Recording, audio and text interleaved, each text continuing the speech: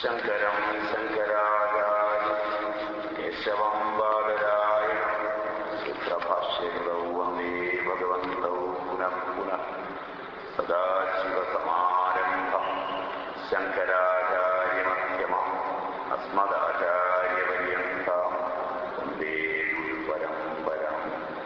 ബോധാനന്തം സകല്യാണം ദാനന്തമാത്മജം സച്ചിദാനന്ദമാത്മജം അച്യുതാനന്ദഗുരും.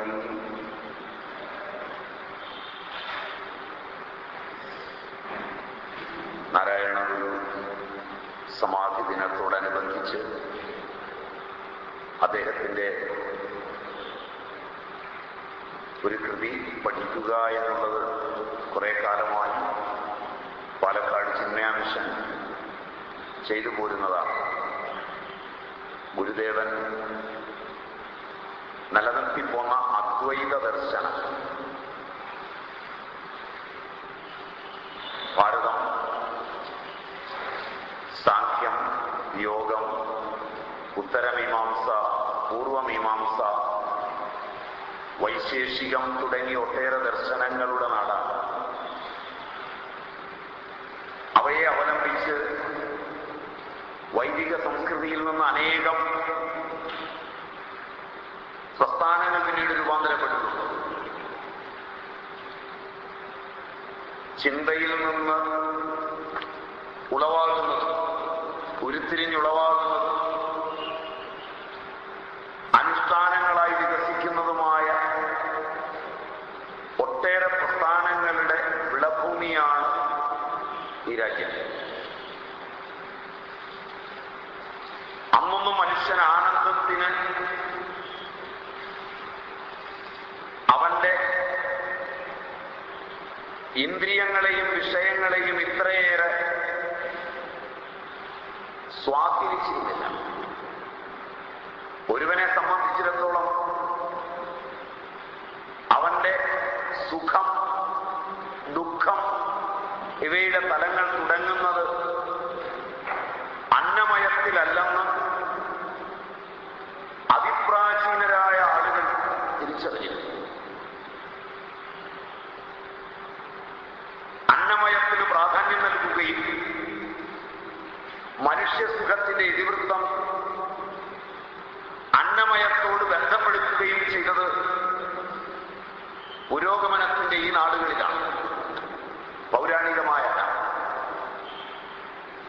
വിഷയങ്ങൾ സുഖങ്ങൾക്ക് കാരണമാണെന്ന് പഠിക്കുകയും പഠിപ്പിക്കുകയും ചെയ്തത്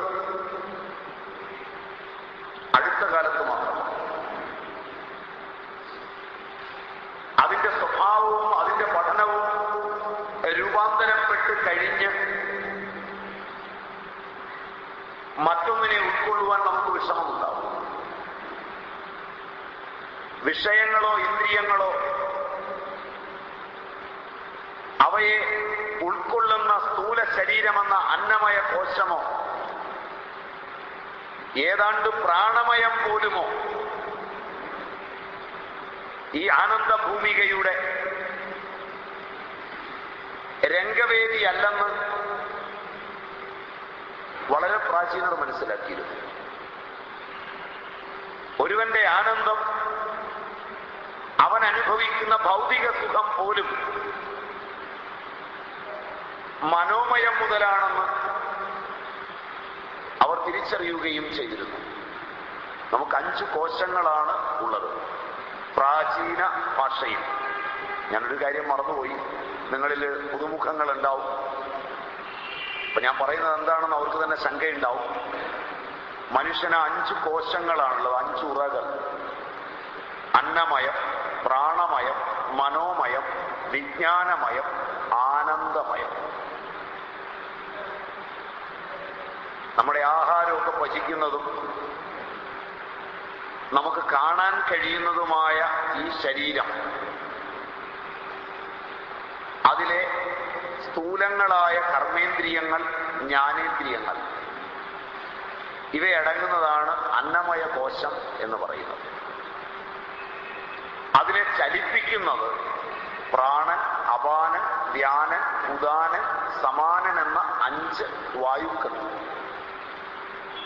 മുഖനാസികകളിൽ പ്രവർത്തിക്കുന്ന പ്രാണൻ, മൂത്രപുരീഷാദികളെ പുറത്തു തള്ളുന്ന അപാനൻ, ഹൃത്പത്മത്തിൽ നിന്ന് 101 നാഡികൾ, 100 വീതം ശാഖാനാഡികൾ, 72,000 വീതം പ്രതിശാഖാനാഡികൾ അടങ്ങുന്ന ആ നാഡിയിലൂടെ സഞ്ചരിക്കുന്ന വ്യാനൻ, പചിച്ച ആഹാരത്തെ സമാനമായി ഓരോ ഇന്ദ്രിയത്തിനും അവയവത്തിനും ഇണങ്ങുമാർ എത്തിച്ചു കൊടുക്കുന്ന സമാനൻ, ഉദ്ഗാതാവായ ഉദാനൻ. ഇവരുടേതായ ലോകമാണ് പ്രാണമയം. അതാണ് ജീവന്റെ ധർമ്മ സ്ഥലം. എന്നാൽ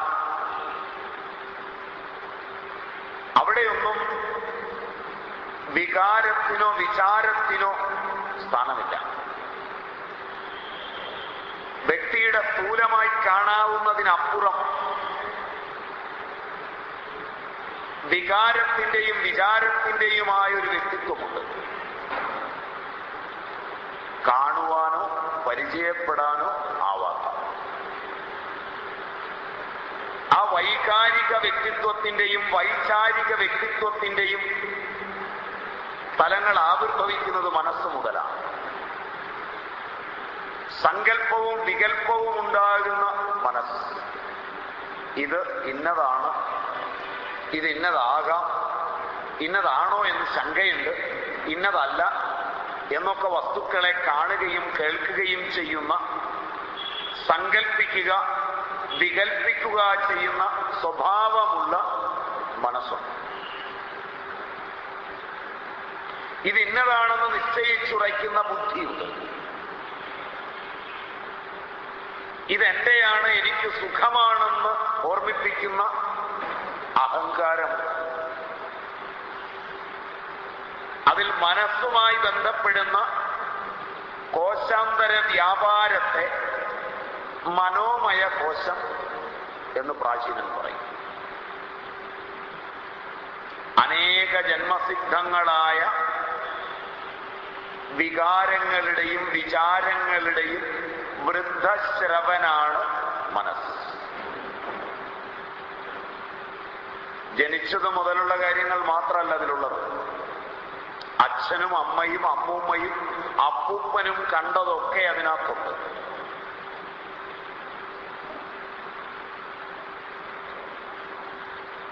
അങ്ങനൊരു മനസ്സിന്റെ ഉടമയാണ് ഞാനെന്നും അങ്ങനെയുള്ള മനസ്സുള്ള ഒരാളോടാണ് ഞാൻ ഇടപെടുന്നതെന്നും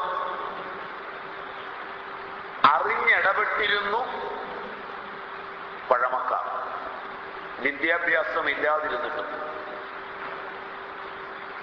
അങ്ങനുള്ളൊരു മനസ്സാണ് എൻ്റെ എന്ന് അറിയാതെയാണ് ഇന്ന് പരിണതപ്രജ്ഞന്മാരെന്ന് നടിക്കുന്നവർ പോലും ജീവിക്കുന്നത്.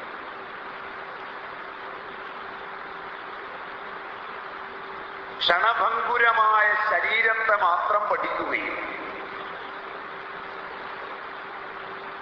പാരമ്പര്യപ്രതിഷ്ഠിതമായ മനസ്സിനെ പഠിക്കാതിരിക്കുകയും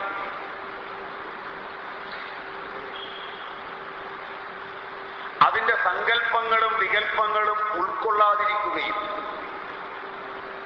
ചെയ്യുന്നു ഇന്ന്. പ്രാചീനർ അങ്ങനെയല്ല. അതിൽ നിശ്ചയമുറയ്ക്കുന്ന ബുദ്ധിയെ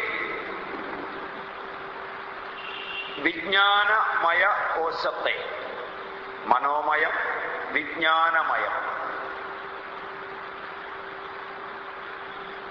എന്റെ നിശ്ചയങ്ങൾ, എന്റെ തീരുമാനങ്ങൾ, എന്റെ ഉറപ്പുകൾ, ഇവയൊക്കെ നോക്കിയാൽ ഇത് കാണാം. അങ്ങനൊരു വ്യക്തിത്വമുണ്ട്. എനിക്ക് ഉറപ്പുള്ള ഒരു ലോകമുണ്ട്. ഏത് വസ്തുവും എന്നിൽ ചേരുമ്പോൾ അതിന്റെ പ്രതിബിംബം എന്റെ ആനന്ദമയ കോശത്തിന്റെ ഭോഗവൃത്തിയിൽ സ്പന്ദിച്ചാൽ സുഖമോ ദുഃഖമോ എനിക്കുണ്ടാവും. ഇതിനെ അവലംബിച്ച്, ഇത്രയും കാര്യങ്ങളെ അവലംബിച്ച്, മനോമയം മുതൽ ആനന്ദമയം വരെയുള്ള കോശങ്ങളെ അവലംബിച്ച് വിവിധ ദർശനങ്ങൾ വിവിധ അനുപാതങ്ങളിൽ അതിന്റെ പാരമ്പര്യങ്ങളിൽ പഠിക്കുകയും അനുഷ്ഠിക്കുകയും ചെയ്തു പോർന്ന ഒരു ജീവിതക്രമം ഈ രാജ്യത്തുള്ളവർക്കുണ്ടായി. അവർ പ്രായേണ ദൃശ്യത്തിനും ഇന്ദ്രിയങ്ങൾക്കും അതുകൊണ്ട് അത്ര പ്രാധാന്യം കൊടുത്തില്ല. അവ രണ്ടും ആനന്ദത്തിനുപാധിയല്ലെന്ന് അറിയുകയും ചെയ്തിരുന്നു. അതിലെ സിദ്ധാന്തങ്ങളെ ആകെ സമന്വയിപ്പിച്ച് നിലനിന്നിരുന്ന വ്യത്യസ്തങ്ങളായ മതങ്ങളെ, വ്യത്യസ്തങ്ങളായ ദർശനങ്ങളെ സമന്വയിപ്പിച്ച് 6 ദർശനങ്ങളിൽ ഒതുക്കിയിരുന്നു. അതിന്റെ അവാന്തര വിഭൂതികളാണ് എല്ലാം.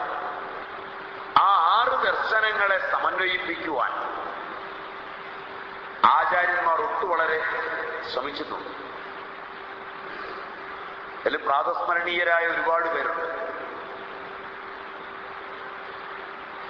ആ സമന്വയിപ്പിക്കൽ അവരെത്തിച്ചേർത്തത് അദ്വൈത ഭൂമികയിലാണ്. അറിവും അറിഞ്ഞിടും അർത്ഥവും പുമാൻ തന്നറിവും ഒരാദിമഹസ് മാത്രമാകും. അറിവിനെ എടുത്താൽ അറിയുന്നവൻ, അറിയപ്പെടുന്ന വസ്തു, അറിയുക എന്ന പ്രക്രിയ, ഇത് 3 കുടങ്ങളാണ്. അറിയുന്ന അറിവെല്ലാം അറിയുന്നവനിൽ വിലയം പ്രാപിക്കുക, അറിയുന്ന രീതി അറിയുന്നവനിൽ വിലയം പ്രാപിക്കുന്ന ഒരാദിമഹസ്സിനെ കുറിച്ച്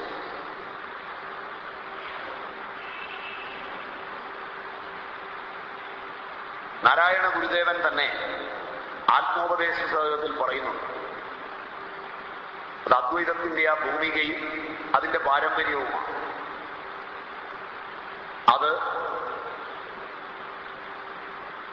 സാധാരണ ആളുകൾക്ക് കിട്ടില്ല എന്ന് പറയാനും അദ്ദേഹം മറന്നില്ല. സാധാരണക്കാർക്ക് കിട്ടില്ല എന്നല്ല പറഞ്ഞത്. സാധാരണ കഴിഞ്ഞ് ഒരു കോമയുണ്ട്. സാധാരണമായി ലഭിക്കില്ല എന്നിടുക. കാരണം ത്രിപുടി മുടിഞ്ഞ് ആണ് ആ അനുഭൂതി എത്തുന്നത്. 3 കുടങ്ങൾ ഇല്ലാതായി. ത്രിപുടി മുടിഞ്ഞു തെളിഞ്ഞിടുന്ന ദീപം കപടയതിക്കു കരസ്ഥമാകുവീലെന്ന് ഉപനിഷദുക്തി രഹസ്യമോർത്തിടയണം. ആ ഗുരുദേവൻ അദ്വൈത സമീക്ഷയിൽ നിന്നുകൊണ്ട് അനേക പഠനങ്ങൾ ശിഷ്യന്മാരോടുള്ള വാത്സല്യ നിമിത്തം നടത്തുകയും അവർക്ക് ബോധ്യപ്പെടുത്തുകയും ചെയ്തു.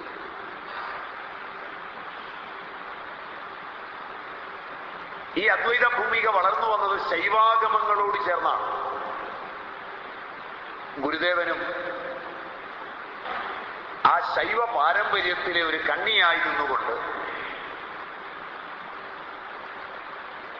ശൈവ സ്തുതിപരങ്ങളായ കീർത്തനങ്ങളും രചിച്ചു. വൈദിക മന്ത്രങ്ങളിൽ അതീവ വിശിഷ്ടമാണ് ശിവപഞ്ചാക്ഷരം.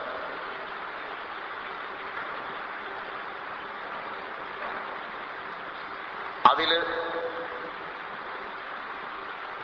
ശംഭുവായിരിക്കുന്ന ശിവനെ മുൻനിർത്തിയാണ് ആ മന്ത്രം.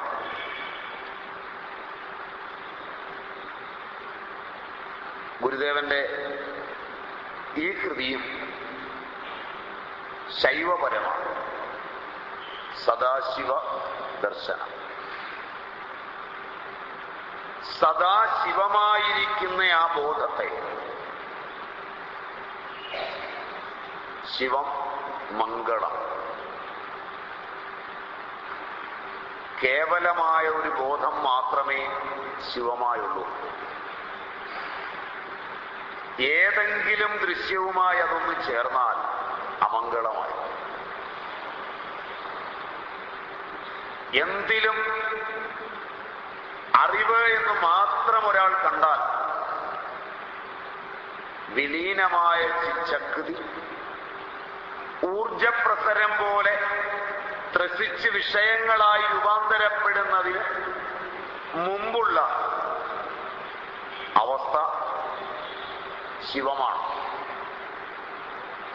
മംഗളകാരകനായ ആ ശിവനെ,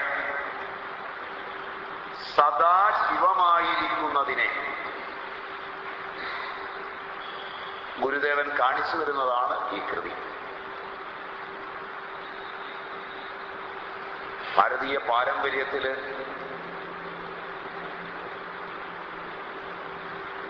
അത്തരം ആചാര്യന്മാർക്ക് ജനിമരണങ്ങളില്ല. അതുകൊണ്ട് ഞാൻ ആ വഴിയിലേക്ക് പോകുന്നില്ല. സാമ്പ്രദായികമായ മര്യാദ ഏതാണ്? ഇന്നിടത്ത് ജനിച്ചു, ഇന്നതുപോലെ വളർന്നു എന്നൊക്കെ പറയുന്നത് ആ ദർശനം ഉൾക്കൊള്ളാൻ പറ്റാതെ വരുമ്പോൾ അവരേത് ദേശക്കാരാണ്, ആ ദേശത്തിനൊരു അഭിമാനം ഉണ്ടാകാനാണ്. ആ അഭിമാനം നിങ്ങൾക്ക് ഉണ്ടായിക്കഴിഞ്ഞാൽ പിന്നെ ഈ ദർശനം പഠിക്കില്ല. അവർ ജനിച്ച ദേശം, അവരെ വളർത്തിയ അച്ഛനമ്മമാർ ഒക്കെ ആ ദർശനം കൊണ്ട് ഭാഗ്യവാന്മാരാണ്. അതിനോട് മമത പുലർത്തി ആ ചരിത്രം പഠിക്കുന്നത് ഭാരതീയമല്ല. ഒരു സമറ്റിക് രീതിയാണ്. അതുകൊണ്ടാണ് പൂർവന്മാരുടെ ചരിത്രമൊന്നും നമുക്ക് കിട്ടാതെ പോയത്. ചരിത്രം പഠിക്കാൻ തുടങ്ങിയ അന്ന് മുതൽ ദർശനങ്ങൾ നമുക്ക് അന്യമാവുകയും ചെയ്തു. അത് വരാതിരിക്കട്ടെ എന്ന് പ്രാർത്ഥിച്ചുകൊണ്ട് ഗുരുദേവനെ നമുക്ക് സദാശിവ രൂപത്തിൽ ഈ ദർശനത്തിൽ കാണാൻ ശ്രമിക്കാം. ഒരു വ്യക്തിയുടെ ബോധമാണ് അയാളുടെ ദർശനം. ഗുരുദേവൻ കാണുന്ന സദാശിവൻ അദ്ദേഹം തന്നെയാണ്. അതിൻ്റെ മേൽ നാടിൻ്റെയോ മതത്തിൻ്റെയോ ജാതിയുടെയോ വർണ്ണത്തിൻ്റെയോ കാര്യങ്ങൾ തീർക്കുന്നത് നമ്മുടെ ലാഭത്തിന് മാത്രമാണ്. അതാകട്ടെ നമ്മുടെ ഉയർച്ചയ്ക്ക് തടസ്സവുമാണ്. ആ കൃത്യത്തിലേക്ക് ഞാൻ കടക്കുന്നില്ല. അത് നമുക്ക് ആവശ്യമുള്ളതുമല്ല. പക്ഷെ ഒന്ന് തീർച്ചയാണ്, അദ്ദേഹം അവതരിപ്പിക്കുന്ന ദർശനം കേവലമാണ്. അതിൻ്റെ ഒരു മാധുര്യം നുകരാൻ കഴിഞ്ഞിട്ടുള്ളവർക്ക് ഗുരുവിനെ മറക്കാനാവില്ല. ലളിതകോമളങ്ങളായ അന്നത്തെ, ഇന്നീ പദങ്ങൾ ലളിതകോമളങ്ങളാണെന്ന് പറയുന്നത്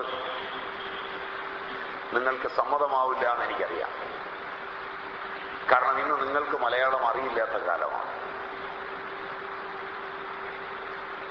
മലയാള ഭാഷയിലെ പദങ്ങളൊന്നും തന്നെ മലയാളിക്ക് അറിയാൻ വയ്യാത്ത വിധം അവന്റെ ഭാഷയെ പത്രങ്ങൾ വികലമാക്കിയ ഒരു കാലത്താണ് നമ്മളിത് വായിക്കുന്നത്. അതുകൊണ്ടുള്ള വൈകല്യങ്ങൾ വളരെയാണ്. പ്രഹാരം എന്ന പദത്തിന് അടിയെന്നാണ് അർത്ഥം.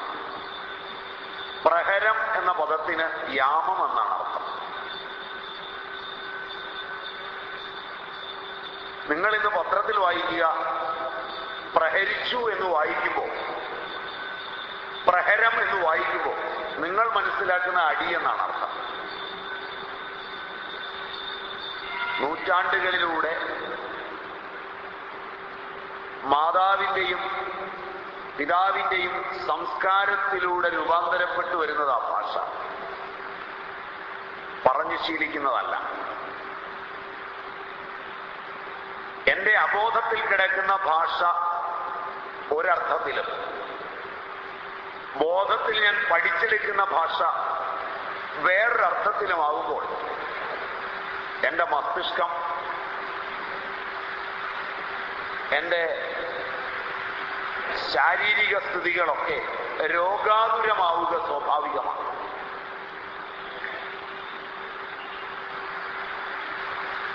ഭാഷ അനുഭവമായി തീരുന്നത് ലിംഗങ്ങളെ കൊണ്ടാണ്. ഓരോ പദവും മനസ്സുമായി ചേർന്നാൽ ഒരു ലോകം സൃഷ്ടിക്കുക സ്വാഭാവികമാണ്. വാക്കും മനസ്സും ഇണചേർന്ന് പ്രപഞ്ചമുണ്ടാകുന്നു.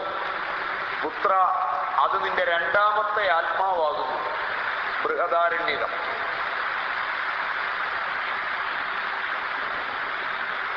ഭാഷയെക്കുറിച്ചുള്ള പ്രാചീനന്റെ കൽപ്പന ഇതാണ്. അമ്മ ഒരു വാക്ക് പറയുമ്പോൾ അത് കുഞ്ഞ് കേൾക്കുമ്പോൾ അവന്റെ പൂർവ സംസ്കാരത്തിൽ നിന്ന് ആ ശബ്ദാശ്രിതമായൊരു ലോകം ഉണർന്നു വരും. അല്പം കഴിയുമ്പോൾ അവനിലുണ്ടായ ലോകത്തിനകത്ത് അവനിരിക്കും. അവനിലുണ്ടായ ലോകത്തിനുള്ളിൽ അവനിരിക്കുമെന്നാണ് ഞാൻ പറഞ്ഞത്. ലോകം ഉണ്ടാകുന്നത് അവനിൽ. ആ ലോകം സൂക്ഷ്മമാകയാൽ സ്ഥൂലമായ അവൻ അതിനകത്തിരിക്കും. ഇത് ഭാഷയുടെ വലിയൊരു ചാതുര്യമാണ്. അങ്ങനെ സംസ്കാരമായി തീർന്ന ഭാഷ, ആ പദത്തിന് വേറൊരർത്ഥം ആധുനികമായി പഠിക്കുമ്പോൾ സ്വപ്നത്തിലെ പദവും ലോകവും ജാഗ്രത്തിലെ പദവും ലോകവും വ്യത്യസ്തമായി തീർന്നാൽ അവൻ അവനെ നിഷേധിക്കുന്നവനും ജീവിക്കാൻ പറ്റാത്തവനുമായി. ഇത് ഭാഷാശാസ്ത്രത്തിന്റെ പൊരുളാണ്. അതുകൊണ്ട് നിങ്ങളുടെ ആധുനിക ഭാഷാ പഠനങ്ങൾ ഈ മനഃശാസ്ത്ര സത്യം അറിഞ്ഞിട്ടല്ല. അതിന്റെ വൈകല്യങ്ങൾ ഉണ്ടാവാം. ഇതിനകത്തെ ഭാഷ മലയാളമാണ്. നിങ്ങൾ പറയുന്നത് പലപ്പോഴും പുതിയ ഭാഷയാണ്, ഭാഷയുടെ വളർച്ചയാണെന്ന് പറഞ്ഞുകൂടാ. അത് കാര്യമായ ലിംഗങ്ങളെ നിങ്ങളുടെ മാതൃസങ്കല്പങ്ങൾക്കനുസൃതമായി തരുന്നുണ്ടോ എന്ന് നോക്കണം. അതാണ് അതിന്ന് പഠിക്കേണ്ടത്. അതുകൊണ്ട് ഗുരുദേവന്റെ ഭാഷ ശ്രദ്ധിച്ച് കേട്ട് മനസ്സിലാക്കി പോണം. ശ്ലോകം മുതൽ നോക്കാം. കയ്യിലുണ്ടെങ്കിൽ എടുക്കാം, ചൊല്ലിത്തരാം, ചൊല്ലാം. മണം തുടങ്ങി എണ്ണി മണ്ണിലുണ്ണുമെണ്ണമൊക്കെയും അറ്റിണങ്ങി നിൽക്കും ഉൾക്കുരുന്നുരുക്കി നെക്കി നക്കിടും ഗുണം നിറഞ്ഞ കോമള കുടത്തിലങ്ങു മിന്നുമി ഇന്നിണങ്ങളങ്ങുമിങ്ങുമെങ്ങുമില്ല നല്ല മംഗളം. നല്ല മലയാളമാണ്. ചൊല്ലാൻ ഒരു വിഷമമാണെന്ന് ആലോചിച്ചു. നിങ്ങളുടെ സംസ്കാരത്തിൽ നിന്ന് നിങ്ങൾ അത്ര ദൂരം പോയി നോക്കിയാൽ മണം തുടങ്ങി എണ്ണി മണ്ണിലുണ്ണുമെണ്ണമൊക്കെയ അറ്റിണങ്ങി നിൽക്കും ഉൾക്കുരുന്നുരുക്കി നെക്കി നക്കിടും ഗുണം നിറഞ്ഞ കോമള കുടത്തിലങ്ങുമിന്നുമിന്ന് നിണങ്ങൾ അങ്ങുമിങ്ങുമെങ്ങുമില്ല നല്ല മംഗളം. മണം തുടങ്ങി എണ്ണി മണ്ണിലുണ്ണും എണ്ണമൊക്കെ. ഈ ലോകത്ത് എണ്ണിയാലൊടുങ്ങാത്തത്ര കാര്യങ്ങൾ കാണുന്നുണ്ട്. അവ എടുത്തു നോക്കിയാൽ മണം മുതൽ ഗന്ധം മുതൽ, ഗന്ധം പൃഥ്വിയുടെ ഗുണമാണ്. അതുപോലെ തന്നെ രസം ജലത്തിന്റെ ഗുണമാണ്. അതിൽ ഗന്ധവും രസവും രൂപവും സ്പർശവും ശബ്ദവും പൃഥ്വിയുടെ ഗുണമാണെന്ന് പറയാം, സ്ഥൂലമായതുകൊണ്ട്. മുഖ്യ ഗുണം ഗന്ധമാണ്. ജലത്തിന്റെ ഗുണമാണ് രസം, മുഖ്യ ഗുണം. ഗന്ധമൊഴിച്ചുള്ളതെല്ലാം അതിനുണ്ട്. തേജസ്സിന്റെ ഗുണമാണ് രൂപം, അത് മുഖ്യ ഗുണം. ഗന്ധവും രസവും ഒഴിച്ചുള്ളതെല്ലാം അതിനുണ്ട്. വായുവിന്റെ ഗുണമാണ് സ്പർശം, അതിന് സ്പർശവും ശബ്ദവും ഗുണമാണ്. ആകാശത്തിന്റെ ഗുണമാണ് ശബ്ദം. അപ്പോ ആകാശാത് വായു, വായോരഗ്നി, അഗ്നേരാപ, ആപയോ പൃഥ്വി. ഇങ്ങനെ 5 ഭൂതങ്ങളാണ്. ആ 5 ഭൂതങ്ങളെ അറിയുന്നത് ഗന്ധം തുടങ്ങിയ വിഷയങ്ങളെ കൊണ്ടാണ്. വിഷയം വിശേഷേണ ഷിഞ്ഞ്, ഷിഞ്ഞ് ബന്ധനെ, ബന്ധിക്കുന്നത് കൊണ്ടാണ് വിഷയമെന്ന് പറയുന്നത്. വിശേഷേണ ബന്ധിക്കുന്നത് കൊണ്ടാണ് വിഷയമെന്ന് പറയുന്നത്. ആരെയാണ് വിഷയം ബന്ധിക്കുക? അതിനടുത്തിരിക്കുന്നവനെ. ഒരു വസ്തു കണ്ടു, ഒന്ന് നോക്കാം, പിന്നെ നോക്കരുത്. സെക്കൻഡ് ലുക്ക്, ബൈബിൾ അങ്ങനെ പറയും. It's A sinner. രണ്ടാമത് നോക്കിപ്പോയാൽ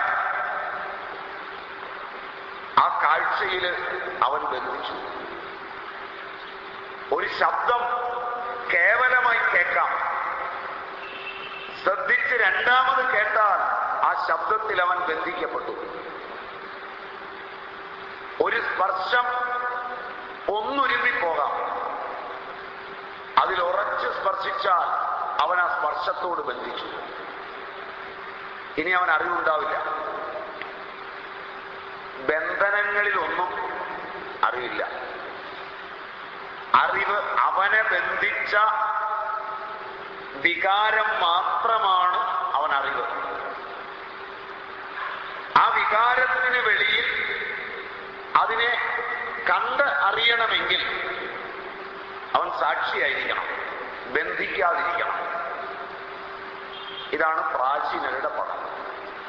ആ പഠനത്തിൽ മണം തുടങ്ങി എണ്ണി ഗന്ധം തുടങ്ങിയ ജ്ഞാനേന്ദ്രിയ വിഷയങ്ങളെ ഓരോന്നിനെയും വേറെ വേറെയായി മണ്ണിലെണ്ണും എണ്ണമൊക്കെ പൃഥ്വി, അപ്പ്, തേജസ്, വായു, ആകാശം എന്നിങ്ങനെ വേറിട്ട് വേറിട്ട് എണ്ണി എല്ലാം ചേർന്ന് അനുഭവവേദ്യമാകുന്ന വിഷയങ്ങൾ പൃഥ്വിയായി, ജലമായി, അഗ്നിയായി, വായുവായി, ആകാശമായി അറിയുന്ന വിഷയങ്ങൾ അറ്റ് ഇല്ലാതായി. വിഷയങ്ങളറ്റ് ഉൾക്കുരുന്നുരുക്കി അന്ധക്കരണത്തെ തപിപ്പിച്ച് വിഷയവാസന ഇല്ലാതായി അന്ധക്കരണത്തെ തപിപ്പിച്ച് സമാധിയിൽ നെക്കി നക്കിടും ചുരുങ്ങി അനുഭവിക്കുന്ന ഗുണം നിറഞ്ഞ സത്വ രജ തമസ്സുകൾക്ക് കാരണമായ കോമളക്കുടത്തിൽ ആനന്ദസ്വരൂപമായ ആനന്ദ സാന്ദ്രമായ ഭഗവത് സ്വരൂപത്തിൽ അന്നും ഇന്നും ഒരിക്കലും അങ്ങുമിങ്ങും ഒരിക്കലും ഒരിടത്തും നിണങ്ങളില്ല, കുരുതിയില്ല, ഹിംസയില്ല. അത് ആനന്ദമാണ്, അത് സദാശിവമാണ്. ഗുരുദേവൻ കാണുന്ന സദാശിവ ദർശനം 1-ാം ശ്ലോകപ്രകാരം ഇതാണ്: നിണമണിയാത്ത, നിണം രക്തം. എവിടെ ചെന്നാലും ഗുരുതിയുണ്ട്. മലയാളം ഗുരുതി, സംസ്കൃതം ഗുരുസി, സംസ്കൃതീകരിച്ച മലയാളം, അങ്ങനെ പറയുന്നതാണ് ശരി. ഏതിലും ഹിംസയുണ്ട്.